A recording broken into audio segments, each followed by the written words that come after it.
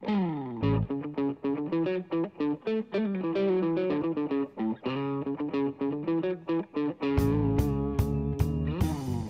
is the Canna Show, a podcast chronicling the inspiring stories of real women in the emerging cannabis industry.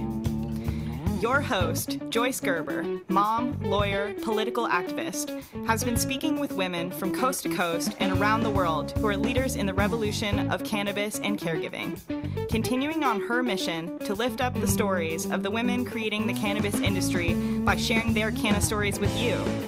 So go make yourself a cup of tea or roll yourself a joint, sit back, and learn something new about this magical plant on The Canna Show with Joyce Gerber.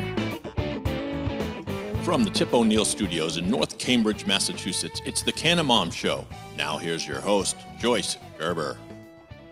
Welcome back. I'm Joyce Gerber, and we continue our mission of crushing that stigma around cannabis and caregivers, one canna story at a time. So, Dave, yesterday was election day. I'm exhausted. Yes.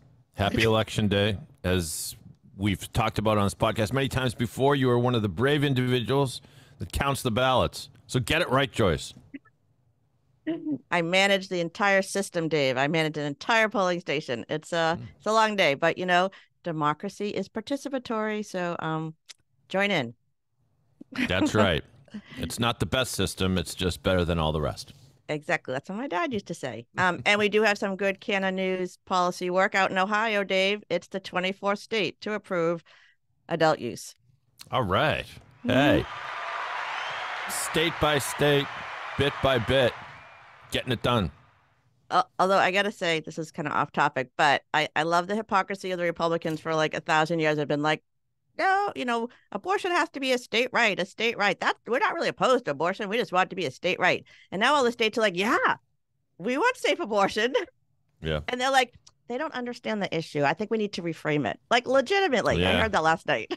Move the goalposts. Yeah. There was a good piece on John Oliver's show recently about how traumatic and sometimes near impossible it is for people from states that don't have abortion to travel out of state. It sounds simple, but if you're in Texas, it's like an 8-hour ride, and then a lot of the abortion clinics are backed up. It's almost impossible to get an appointment in some of these places. Sadly, it's kind of a nightmare. Well, this is my theory. They're reframing it. The people who put this forward in Ohio were women doctors, women who can, like Hillary says, we got to do it ourselves, and some gooder men are coming along. So they put this forward. They saw how traumatic it was for their clients. I mean, I didn't really even understand what was going on in Ohio, but it's a healthcare. This is our bodies. If we pass the ERA like Ms. Kindness wants to from last week, you know, maybe this issue will go away because women will be people and we can control our bodies and politicians can't tell us what to do. So there you are. You want to be people? You want to be people? You want everything. All right. It's absurd.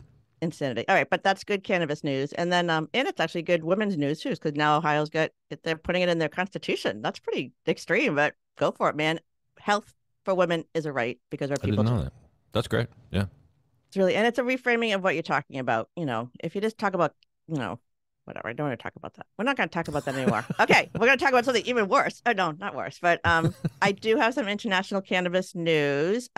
Next week, we will be speaking with a survivor of Near Oz, one of the kibbutz in Israel that was attacked and where hostages were actually taken.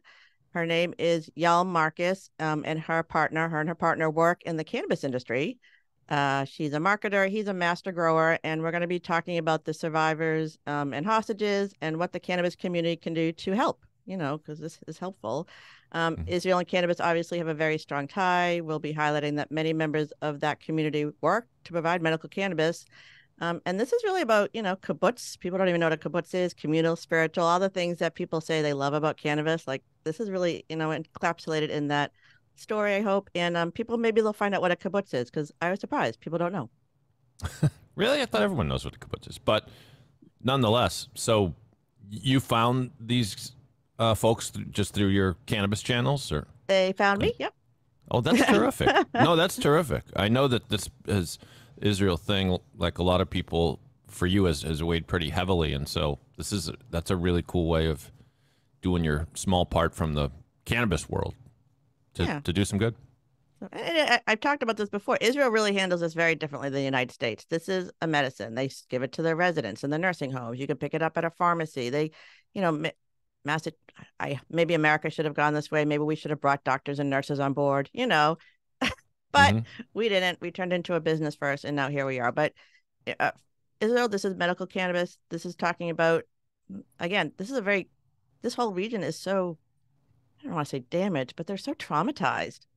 I'm an American Jew and I'm traumatized. I'm not even near it. So this is just one more piece of the solution, I think, cannabis and medical. And we're going to talk to people who are really there. So stay tuned. Cannabis knows no hate. As you say, it's a plant. So therefore, it's not Jewish and it's not Christian and it's not anything. It's medicine. And she's a caregiver. Again, she's a caregiver and we're trying to take care of each other. So that's the mission. All right. That's my little international news. And today, before we begin, I do have a special segment guest, Beth Matho of North Atlantic Seed Company. She's up in Maine. She has a great caregiver story, but she's here today to help us understand where our cannabis seeds come from, how feminized seeds exist. I am going to try to grow my own this year. Again, I got some seeds from her company. We're going to talk about it. I'm excited. I did it last year. It was marginally okay, but now I have every time you make a mistake, you learn and move forward. So that's where I am in my little horticultural journey. I always say I can't grow anything but kids, but I'm working on it. Well, it's just like how many times it took you to learn how to roll a joint. I still don't know how to, but so unsurprising that it takes time 5 to years. learn how to It grow took me from the 5 seed. years. So, Right. and I'm a very well-educated woman. Apparently, this is not in my skill set, but I can do it now. I'm so proud of me. All right. We do have 2 guests, so we should get moving. I do have a culture corner. I went out this Friday night. Here we go. The Culture Corner. I am going to recommend a movie, Priscilla, directed by Sofia Coppola, portrays Priscilla Presley from the age of 14 to 24. Did you know she met Elvis when she was 14? I didn't know that off the top of my head, but yeah, it was weird. You'd like to see it must have been a rock and roll thing. Like Jerry Lee Lewis married his cousin. She was 14, I think. But yes. And this is good. So you saw this. My son and I are actually going to see it next weekend. I think it's a good story. There's no Elvis music in there. Apparently, they wouldn't let her use it. It's a little bit sad in some ways because, she was a young girl, very young. And I mean, I don't like to use this, I guess. She's kind of groomed. Like he found her and he created this person that he wanted. And that she left at 24 is kind of astounding, actually. But she wrote her book, Elvis and Me. I'm not an Elvis fan. My mother was not an Elvis fan. I wasn't like an Elvis person at all in any way, shape, or form. But everybody knows them. They're such a famous couple. They're so iconic in how they look. Yeah. I've been to Graceland a couple times, and if you're ever down that part of the country, it's a great take. It's fascinating. They've turned it into a real kind of attraction. And yes, maybe it's silly that Americans are so fascinated by couples like Priscilla and Elvis, but kind of cool. Yeah, I go to Tennessee all the time now. I'm a Tennessee mom. Oh, that's right. Yeah, it's like 90 minutes from Nashville to Memphis. I've made that trip. It's not too bad.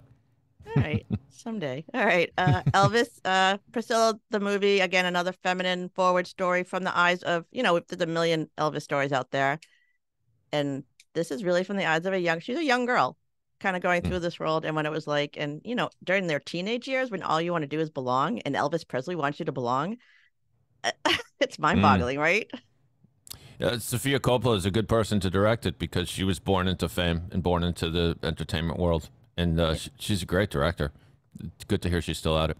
Oh, yeah. And yeah, so she talks about that a little bit of the parallel. She can't imagine being, like married to somebody, but, her father was so famous and she could see how they were different people, and how people reacted to them. That's the thing, how people were like, just, I don't know, to see your father who like at home is like asleep on the couch watching TV or, whatever out in the world. And people are like they think he's some kind of god. It must be it's an interesting way to live. For sure. Yeah.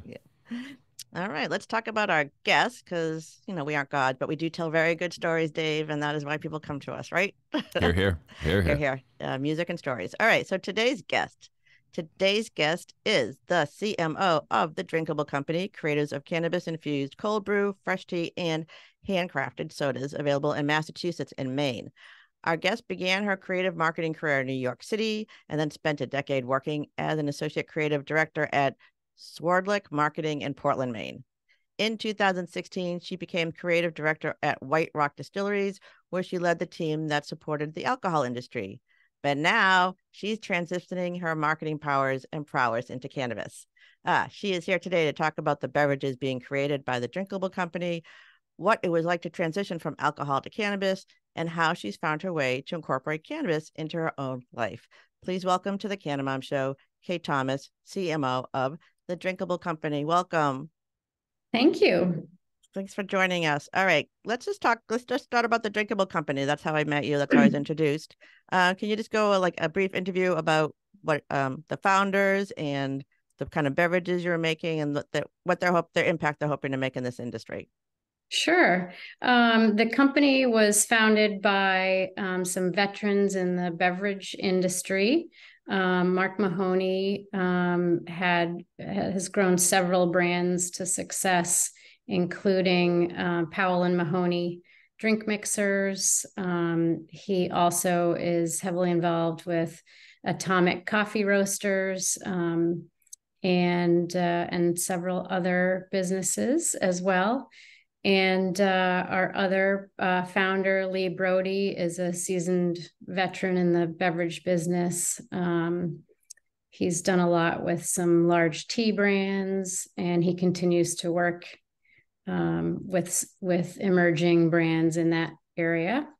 And are they in Massachusetts? Where are the guys? Yeah, they're in Massachusetts. Actually, Lee is in Pennsylvania. Okay. And so what was their idea to connect? And I love the idea of beverages. I think they're very accessible. You know, obviously this cannabis plant, all the, cannabinoids, the terpenes, all the things going together, really, working towards health and wellness. That's what we talk about. But how did they decide that, beverages are something they wanted to do? And really, what was their interest? How did they pivot into cannabis? I think, one of the reasons was there was room in the market. Edibles, as you know, have been very widespread for a while, and beverages were just sort of coming on the scene. It's a whole new space, and to have beverages. Kind of back up. So when did they start? When did they start deciding that this is what they wanted to do? What year? Let's see. I believe it was 2020. Oh, okay. So the pandemic. Yeah. It's the pandemic idea. Pretty recent. Well, the ideas, the ideas may have started earlier, but it really sort of started to gel 2020, 2021. Okay. And then it really, we didn't really launch until this past July. And all right, so they had an idea for beverages. What did they know about cannabis? Were they involved with it or growing it or using it? Or? Not so much involved with it, but everybody who's involved in this business has come to it kind of with personal stories of health, health reasons, or, I personally get migraines, and I find if I have two or more alcoholic beverages, most likely will have a headache or a full-blown migraine. And I just we all want something that helps us relax and be social, and social drinking is such the norm in this country. Yeah. Let's talk about that. So I talk a lot about, I am a woman of a certain age. Like I drank, it was accepted. Wine mom, could wear it proudly. I could yell across my office, I'm going to be drinking tonight. People would be like, of course you are. It was just normal, right? Yeah, just normal. Exactly. If I said I was going to light up a joint, that wasn't really part of my social circle. And right. Now I know the flip is actually true. Alcohol is literally poison. It's poison. Yeah, it's like bad for us. Poison. And there's an alternative to help us feel, like you said, relaxed and social and, comfortable in our bodies a lot of times.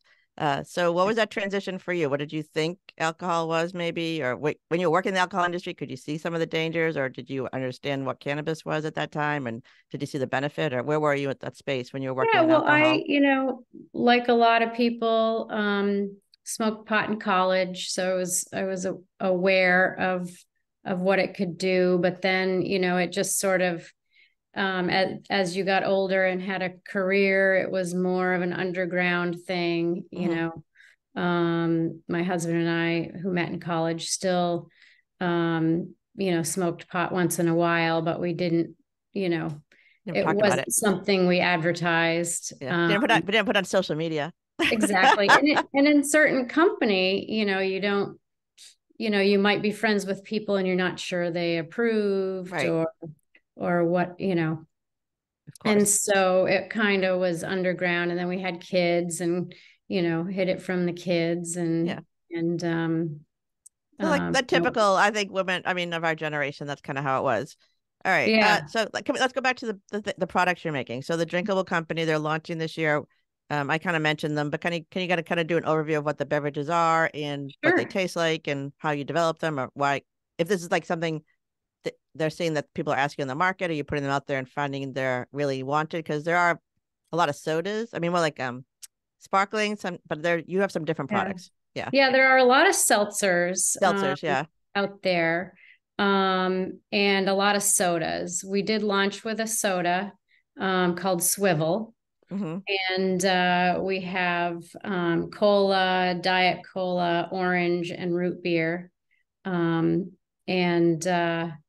we also have a tea line called Tiger Tea.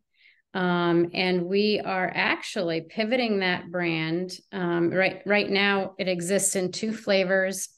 It's 5 milligrams of THC. All of our products are 5 milligrams of THC. Do they have other cannabinoids in them as well, or just the THC? Well, I'll get to that in just a second. The Tiger Tea, the original Tiger Tea was 2 flavors, 5 milligrams THC, nothing extra, was made with green tea, natural flavors. Now we're switching it up to be a functional beverage. So we've got 3 SKUs on that product line, and one is called Chill, and that's 5 milligrams of THC, 5 milligrams of CBD. Then the other one is called Sleep, and that's 5 milligrams of THC and 5 milligrams of CBN. So they're like the gummies, but you're using it in beverage form. So are these soda? These are teas. Are these like teas? Yep, green tea. Do they have anything else in them, or they are flavored and they're sweetened naturally.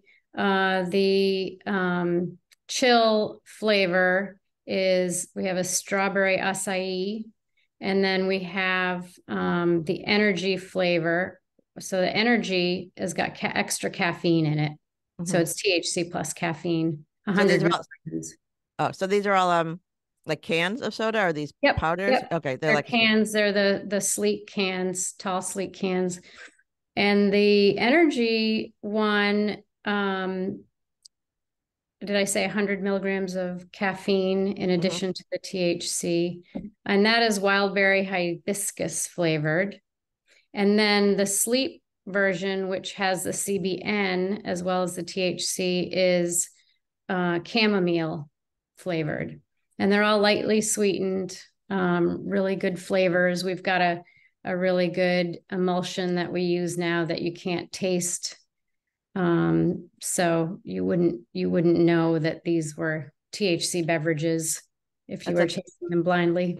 They're coming a long way. All right, those are interesting. Okay, I'm gonna shift up a little bit. So I know that your father's a doctor, right?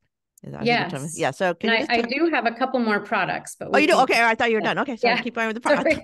I haven't done all my research. I'm like, it's okay. Yeah. We have Zenith Cold Brew. Oh, right. I knew about that. Yeah, that's true. Yep. Zenith Cold Brew, which is a really great tasting cold brew. We just this fall have, for a limited time only, we have Zenith Nitro Pumpkin Spice Cold Brew. Which was very popular. So then we launched it, and immediately, stores were carrying it. So how many milligrams of THC in those?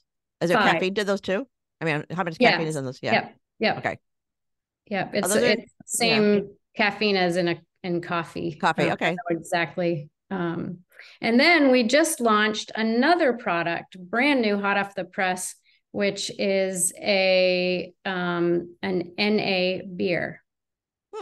So in certain places we have to say brew because you're not allowed to call non-alcoholic beer. Okay. But for this purpose, I think we can say beer. But it's a non-alcoholic beer. It's an IPA. Okay. And the brand is Witch Doctor. Have you heard of Witch Doctor? Yeah. My husband is a IPA fanatic. I know I don't like them. I think they take weird and grassy, but he loves them, and I've tasted them everywhere because that's all he ever orders. But I've definitely seen that. Yeah. So Witch Doctor is a glass blowing studio in Salem. Oh, that one. Oh, sorry. There's a Witch Doctor beer. No, I know Witch Doctor because I've seen them at events. I've seen them at the golf event I went to, the Green Goddess tournament. They had something set up out front, and they were actually blowing little. I guess they're like little bowls. It was really cool to watch what they were doing. Yeah. Cool. Sorry, I thought it was a beer conversation. This is in collaboration with them, which is really fun because they've got such a great following, and they've got a great brand. So it's really been fun. So what are they doing with the collaboration? They designing. So they've just worked with us to develop it using their branding and looping us into their 70,000 followers. So yeah, that's good. It's a fun. They've been friends and business colleagues with the founders of the Drinkable Company for years.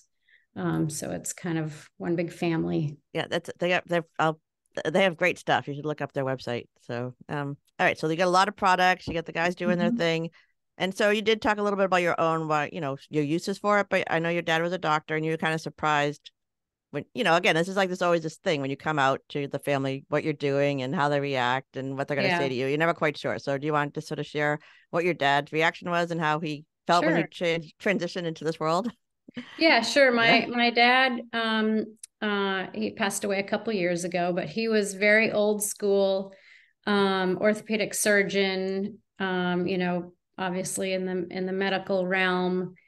And I remember sitting on the porch with him one day, and we were talking about marijuana. I can't remember how it came up, but I admitted that I smoked marijuana, and he looked at me, and then he said, "Well, I think it's better for you than alcohol." And I was shocked. He admitted that he tried it in college, didn't like it, but that it would probably be better if he had liked it and didn't drink so much. So, and it kind of goes back to the alcohol. It's like, what is socially acceptable? Yeah. It's not necessarily the thing that's good for you, and what is kind of seems to be dangerous, apparently, based on what we're learning now, is actually, helping you heal and feel better about yourself and do interesting things. So exactly. Let's move on. All right. So you're also a mom. Your kids are older, right? How old are your kids? Yep. My kids are 22 and 19. And so I do kind of joke about when my kids are teenagers and I was like, kids, everything I know about pot is wrong. And they were psyched. So did you have to have a moment with them, or was it always part of your life, or like what happened with your kids? Sort of a gradual thing, although I will tell you a little story. When our daughter was 7, when the kids were little, my husband and I smoked in the basement. We opened a window and that's where we smoked. And we didn't think the kids could smell it, or if they could, that they wouldn't think anything of it. And our daughter, when she was 7, said one day, "Why does our house always smell like a skunk?" Get out. We looked at each other and went, "Oh, I guess we better not smoke in the basement anymore." That is so funny. I've had people come into my house, and I have a full porch. I have a can of porch. I talk about it, but it is connected to the house. And so I'm always worried. I'm like, does my house smell like, skunk and cats and smoke? Like what? But I think it's fine. People come in and say it's nice. I don't know. The whole smoking thing, people hate the smell. It's kind of an interesting stigma that is carried with it, and people who are in the industry love it. Because I remember asking somebody once, because if you work in a dispensary or if you even work in a grow facility, you just kind of like, that's kind of your scent. That's how you smell all the time. Yeah. So you have to embrace it. And Yeah. and I remember saying this to somebody, and he's like, I love the smell. Like, it's just, to him, that is just a wonderful smell. So it's all in your head, people. Like, what is good and what is bad. Yeah. That's so And funny. now, both of our kids are well aware. They smoke, we smoke. It was slower with our first kid. We didn't really talk about it too much until she was probably already in college. But with our son, it was already out in the open by then. So Is a thing. So do you think, I think this is true, because my kids are 25 and 22 now. So I feel like we're nicer to each other. We talk to each other. Like, we were in lockdown, like during the pandemic. I always say I'd rather be in lockdown with a stoner than a drinker. That's what I learned. And yeah. we were, we had a lot of people in this house. We're all in here, and we were nice to each other. We were pretty calm. So I do think there's something about, older, I don't know, parents having a relationship that's different with their kids when they get older, and they can have this kind of relaxed relationship with them. I think so too. Yeah. Yeah. They think you're cooler than you really are, because you're still going to go back into your mom mode. You can't help yourself. Yeah. Everything in moderation, children. I know. Even if you're out there having a good time with them, you'd be like, you really want to eat that? I don't think. Yeah. Maybe you don't want to get stoned with your mom. All right. So I guess actually I'm going to shift. I'm going to talk to Beth. So Kate will be back on the other side. They're still talking to Kate Thomas, CMO of the Drinkable Company. And we're going to talk to Beth Matho of the North Atlantic Seed. She's another Maine connection. And she has a great caregiver story, but we're going to talk about seeds and feminized seeds and how we get our seeds. And I don't know. I don't really understand. Again, I not really know how to grow stuff, but she does. So we're going to talk to her about what we're doing. And I told you earlier, I got my own seeds from her. I'm going to try again. I'm excited to try. So welcome, Beth. Welcome. Thank you. It's great to be here with you guys today. Awesome show. Thank you. All right, let's just talk a little bit about, let's just talk about you being a caregiver. How did you kind of get in? I know you said there's a story 2012, you were growing plants, but maybe how you used caregiving to connect you into the world of, seeds and clones. Yeah, so I did start caregiving in 2012, fresh out of college. And a few years in, the market was starting to get more flooded. And so I decided at that point I needed a niche. And so I started Maine Clone Company at that time. And essentially we just got to grow all kinds of genetics. We probably had 100 different strains going at any given time, and we would just sell, pheno hunt those and sell the best cuts to our clients here in Maine. So that kind of got me super interested in genetics. And in 2019, a couple years after starting Maine Clone, I started reaching out to some of the breeders that I really loved and started carrying some seeds. And as soon as we did that, it just took on a life of its own. And so from there, I started North Atlantic Seed. And then just October 13th, we finally launched what I think is like the pinnacle of all of this, which is our own breeding business. So Dirty Bird Genetics, that we've been working on for 3 years, just breeding our own genetics. Wow. All right. So I don't know anything about science or genetics, but I talk to a lot of people who do. So I don't, the biology, the chemistry, all the milk, whatever it is, I don't understand how this works. So how do you get seeds that are feminized? Maybe that's like the first question. Just I know it's a feminine plant, that's, but how does this even work? Can you tell us that in 5 minutes or less? You get seeds that are feminized the exact same way that you get regular male-female seeds in practice, right? The only difference is that you're working with two female plants. Female plants, of course, produce the bud, the flowers, right? Male plants produce pollen, and that's it. So you start with two female plants. One of them is going to be your donor. It's going to be the plant that pollinates the others. And the way we do it, at least, we spray the donor plant with STS spray, which is just a combination of distilled water, silver nitrate, and sodium thiosulfate. It sounds sciencey and complicated, but it's actually very easy to mix up, easily accessible ingredients. So you spray that plant and it suppresses ethylene, which is the female hormone in that plant. And rather than producing buds, it's going to now produce male parts, so pollen sacs. So we usually will put the donor plant in a few weeks before the plants we want to pollinate. We spray them down. Within a few weeks we'll start making pollen sacs, and then we throw in our females, and the rest is history. They do it themselves, right? The pollen kind of goes everywhere, and 8 weeks later you've got seeds. And they're again, so people listening who don't understand. So if you're the female plant is the one that actually has the bud, so you want to grow female plants. So when you're buying seeds, and they're not cheap, they're little, you want to make sure that the plants you're getting are actually female. They're gonna produce bud, right? Yeah. Not lots of I mean, feminized seeds have really revolutionized growing. I think it makes it so much easier for home growers to grow. They don't have to look out for male plants and waste all that time. So they're pretty nice in that way.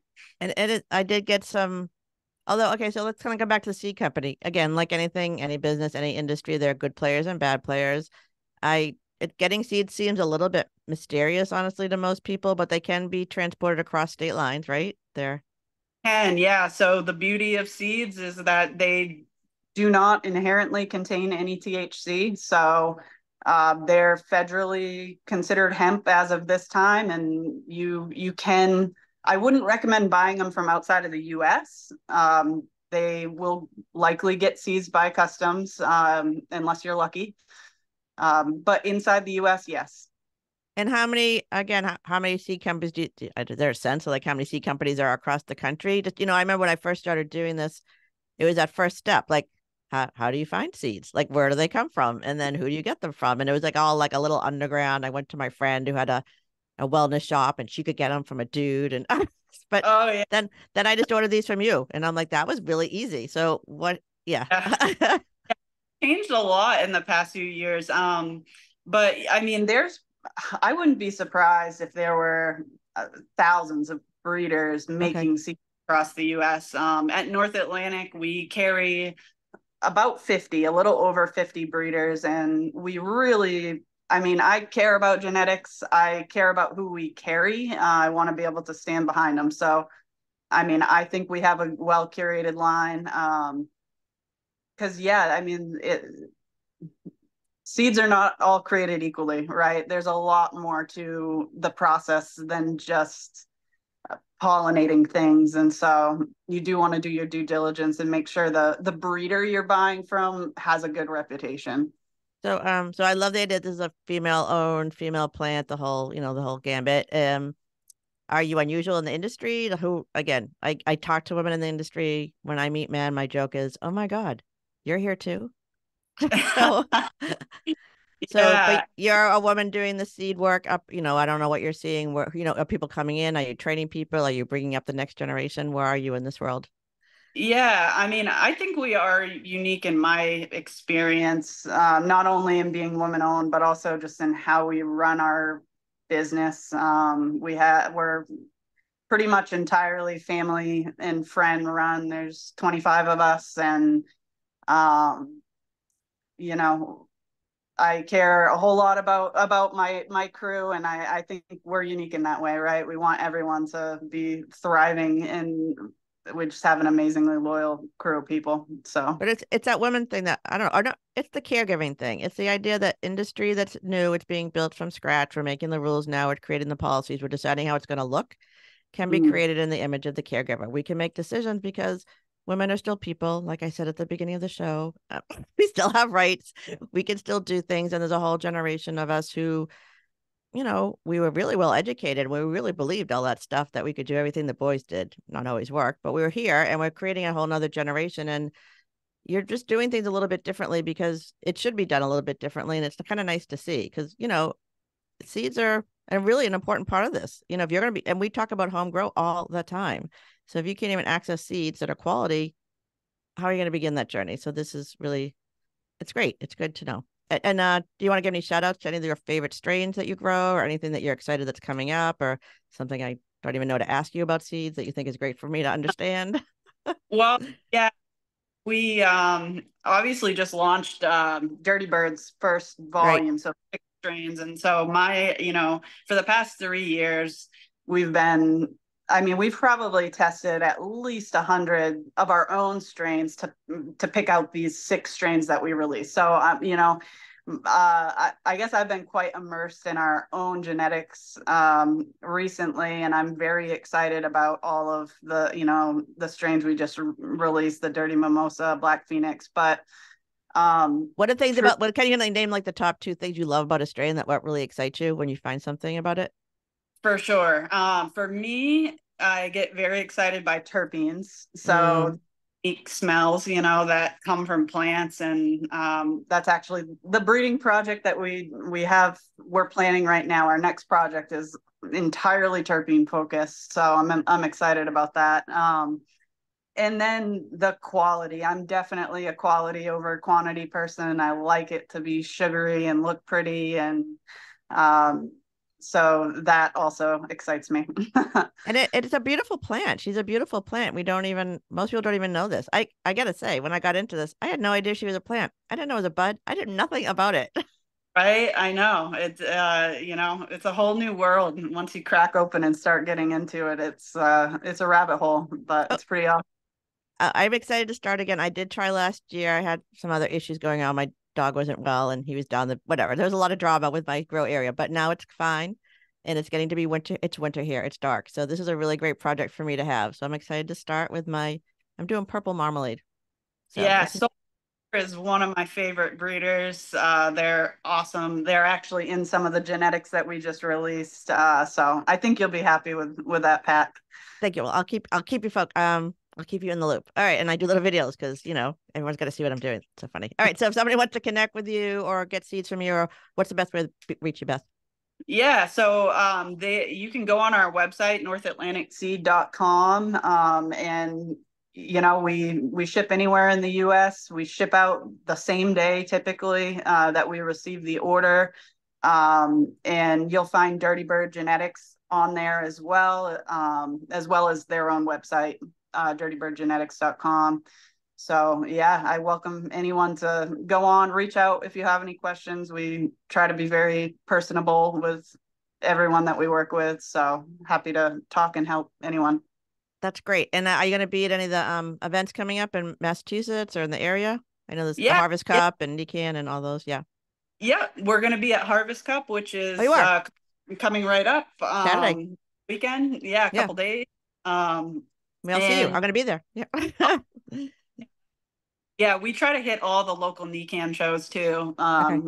Yeah, we love the trade shows. All right, so we'll just follow up. So if you need seeds, you want to grow your own, it's a great winter project. I totally recommend it. So thank you for joining us today. Thank you for sharing that bit of information. And if you want to learn more, look them up on our website. Thank you, Beth. All right, thank you. Take care. Thank you. All right, so we are going to be back with Kate. Let's talk about your personal journey. You did a little bit in the beginning. You said, you and your husband consume in the basement and the kids can smell it and you the migraines, but when did you understand that it actually could be used for, wellness? Like there's another way to consume it, and that maybe, some of the things that we're told we have to take pharmaceuticals for or do suffer through or whatever. When did you start to understand how that worked in your own life?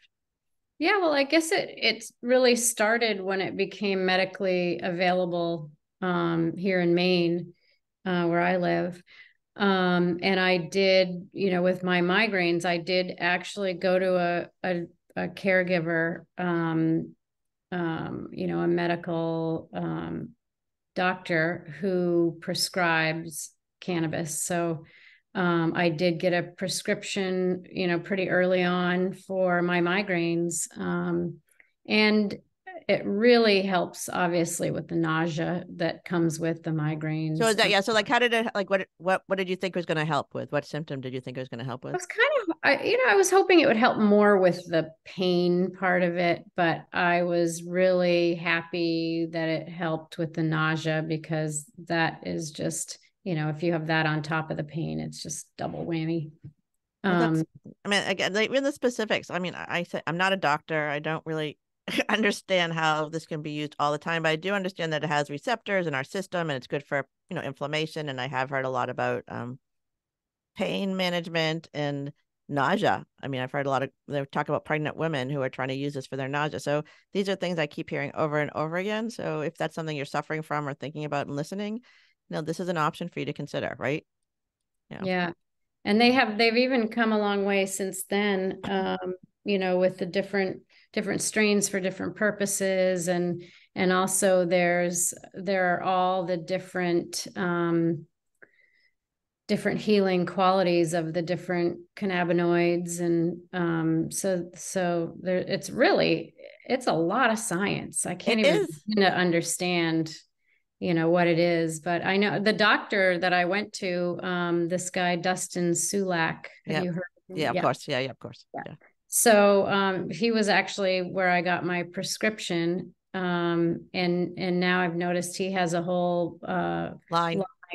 Yeah, the healer, I think it's called. It's pretty cool. So, and then they're very medicinal. They come with instructions. They're not just like a fun packaging. They actually have dosage on there, so you know what you're supposed to be taking. And they, he treats it like something that's supposed to supplement your health, and it's not just something to, I don't know. It's this funny idea, adult use and recreational use. I don't know. It's all health and wellness. It's hard to talk about it like just fun, because even if you think you're just using it for fun, you're still probably helping yourself in some way. That's why you're using it. Yeah.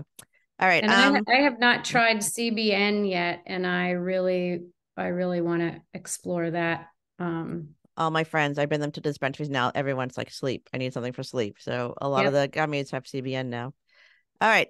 So let's go back to where are your products available? If someone's in Massachusetts or Maine, where if they're looking for these, if there's something they want to find, how can they find them? Where are they? Yeah. Yeah. Well, if you go to our website, which is drinkableco.com, we do have a locator map on there that you can see what stores are carrying. It's not separated out by brand, so I would check, but what we have done is linked it directly with the store's menu. Oh, so you can see what's on the store's menu. All right. Yep. So check the menu of the store that you can go to our website and see if a store is listed, and then there's a direct link that just takes you to their menu. And you're in Maine and Massachusetts most right now. Yes. Is that true? Yep. Okay. Maine and Mass. Yep. And are you all over Massachusetts? Both. Yes. Both coasts or whatever. Pretty much. I mean, primarily in the Boston area. That's the most concentrated area. The beverages are just, again, I talked to a lot of my friends who don't want to smoke, but they do want to have something that's an alternative to alcohol, especially as we get older, because alcohol really isn't that great for us. But it feels very normal to be drinking something and talking to your friends and hanging out, which I think is really the beauty of these beverages. Absolutely. All right. So just one more. What is your favorite? I don't always ask it all the time, but what's your favorite way to consume cannabis now? And it has a change since you started working in the drinking world? Yeah, it has actually. It's definitely beverage, because it's for that very reason that you can get together with friends and you're having a celebratory drink, with your friends. You can pack them in a cooler and go to the beach. It's just anywhere you would take a beer or a spiked whatever. So that's what's kind of nice about it, I think, is and you get to sip it, with an edible, it's, you eat it and it's gone. Yeah. It's not an experience. And so your house doesn't smell like skunk anymore? Is that what you're telling me? Exactly. And the other nice thing about the beverages is the onset, because it's digested differently in your body. I think the beverages are digested sooner. So you can, the onset is 20 minutes or under.